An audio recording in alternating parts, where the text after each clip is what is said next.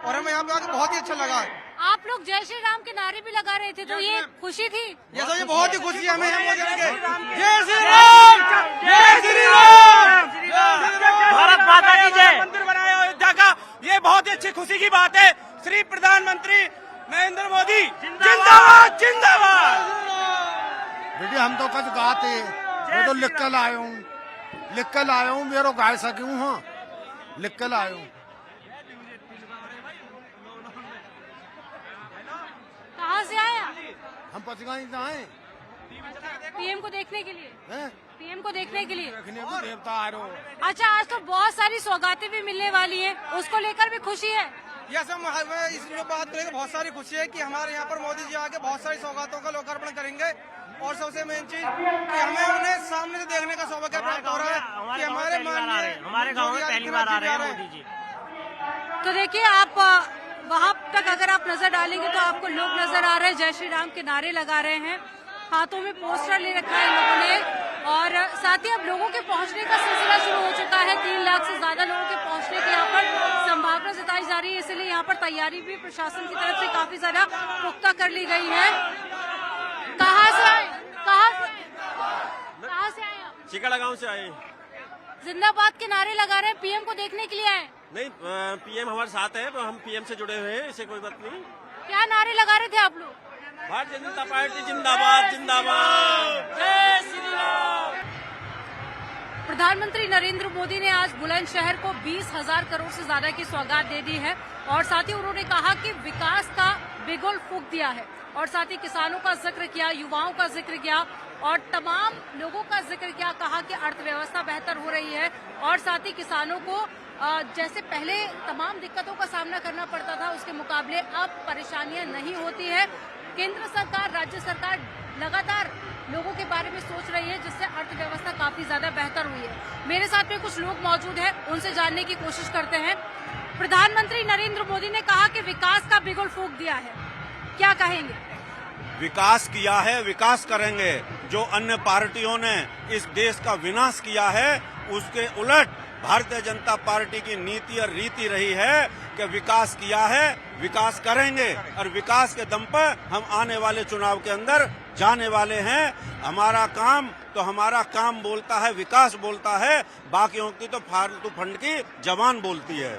अच्छा, 2024 को लेकर कहा कि अब की बार 400 पार। आप लोग प्रधानमंत्री मोदी की तस्वीर हाथ में लिए हुए हैं, जरा ये तस्वीर आप दिखाइए। आप तस्वीर लेकर आए? दोनों ने बनाई है। आप दोनों ने मिलकर बनाई है। युवाओं का भी जिक्र किया प्रधानमंत्री ने अपने संबोधन में और ये तस्वीर आप लेकर आए हैं, क्या कुछ कहना चाहेंगे? ये मैं कहना चाहूंगा कि अब तक के सबसे अच्छे प्रधानमंत्री हमारे हैं, जो हैं नरेंद्र मोदी जी हैं और जो जितना उन्होंने हमारे देश के लिए करा है आज तक किसी ने करा नहीं है। हमें तो किताबों में भी और प्रधानमंत्रियों के बारे में बताते, पर हमने अपने सामने जो आदमी देखे हैं। अच्छा, युवाओं का जिक्र कहा कि लगातार रोजगार दे रही है सरकार। आप लोग राज्य सरकार और केंद्र सरकार की जो योजनाएं हैं युवाओं को लेकर, उससे संतुष्ट हैं? बिल्कुल बिल्कुल, बहुत सारी अपॉर्चुनिटी हमें मिल रही है सब पढ़ाई करने के लिए। हमने बहुत जगह फॉर्म भी भर रखे हैं, सरकारी भी वैसे भी। और हम अगर अच्छा पढ़ेंगे, अच्छा करके आएंगे, जब ही हम पास हो पाएंगे। अगर अच्छा नहीं पढ़ेंगे तो योजना भी बेकार है। अच्छा, बुलंदशहर, आप सभी लोग बुलंदशहर के हैं? हाँ। अच्छा बताइए, बुलंदशहर को आज बहुत बड़ी सौगात मिली है, आप में से कोई बताएगा कि बुलंदशहर का कितना विकास हुआ है? नहीं, विकास तो अब निरंतर विकास हो रहा है बुलंदशहर का। मेडिकल कॉलेज खुल गया, बहुत उपलब्धि है मेडिकल कॉलेज के लिए। और बहुत सारी चीजें यहाँ ऐसी मिल रही है कि जो विकास होना चाहिए था, जैसे कि दिल्ली के नजदीक है बुलंदशहर, उसके हिसाब से बहुत तेजी के साथ विकास हो रहा है। रोडें बहुत बढ़िया बन रही हैं। 60 साल की उपेक्षा हमने 9 साल में वो करके दिखा दिया, जो 65 साल में पूर्ववर्ती सरकार नहीं कर सकी। वो ध्वस्त अर्थव्यवस्था को पटरी पर ला दिया। आज देश के अंदर और विदेश में दोनों जगह ही भारत का नागरिक अपने आप को सम्मानित महसूस करता है। आपने यूक्रेन युद्ध में भी देखा होगा कि हमारा धुर विरोधी पाकिस्तान वहां से निकलने के लिए भारत का झंडा उठाकर बाहर जा रहा था। हमें उससे गर्व है इस चीज पर। अच्छा, आप बुलंदशहर के हैं, बुलंदशहर का कितना विकास हुआ है, तस्वीर कितनी बदली है? बहुत अच्छा विकास हुआ है और बहुत आगे भी परिवर्तन होगा, हमें ये उम्मीद है मोदी जी से और योगी जी से। हमारे खुर्जा विधानसभा में बहुत अच्छा विकास हो रहा है। और प्रधानमंत्री आज जब यहाँ पर आए तो उन्होंने किसानों का भी जिक्र किया और अर्थव्यवस्था का भी उन्होंने जिक्र किया और 2024 को लेकर भी उन्होंने कहा कि जनता मेरे साथ में है और 2024 में भी जीत के आएंगे। आप लोग संतुष्ट हैं सरकार से? बिल्कुल बिल्कुल संतुष्ट हैं। किसानों के पैसे खाते में आ रहे हैं और भारतीय जनता पार्टी वो विकास का कार्य कर रही है, देश को उस बुलंदियों पर पहुंचा रही है जो अभी तक किसी ने नहीं पहुंचाया। अभी 22 जनवरी को रामलला की प्राण प्रतिष्ठा हुई है, वो हमारे लिए इतना सुंदर दृश्य था, इतना भव्य दृश्य था कि उससे ज्यादा और कुछ नहीं हो सकता है। हम पूर्ण रूप से सभी संतुष्ट हैं। आप क्या कहेंगे? मैं भी यही कहूंगा, हमारे प्रधानमंत्री जी जो धर्मात्मा किस्म के आदमी हैं और सबका साथ, सबका विश्वास, सबको साथ लेकर के चलते हैं। विकास की गंगा बह रही है देश, अब प्रदेश में जल का कार्य खूब तेजी से चल रहा है, मतलब वो खूब बढ़िया काम चल रहा है। आप लोगों में से कोई है किसान जो खेती किसानी कर रहे हैं? अच्छा, तो जो प्रधानमंत्री ने कहा कि किसानों को पहले बहुत समस्याएं होती थी, लेकिन हम लोग कोशिश कर रहे हैं कि उन समस्याओं का निराकरण हो। साथ ही गन्ना किसानों का भी उन्होंने जिक्र किया।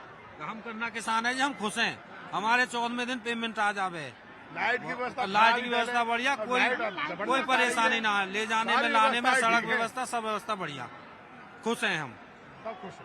तो 2024 को लेकर फिर आप लोगों की क्या तैयारी है? प्रधानमंत्री ने दोबारा हम फिर आईने को बनाएंगे 400 पार भाजपा सरकार। अच्छा, राम मंदिर को लेकर आप लोग राम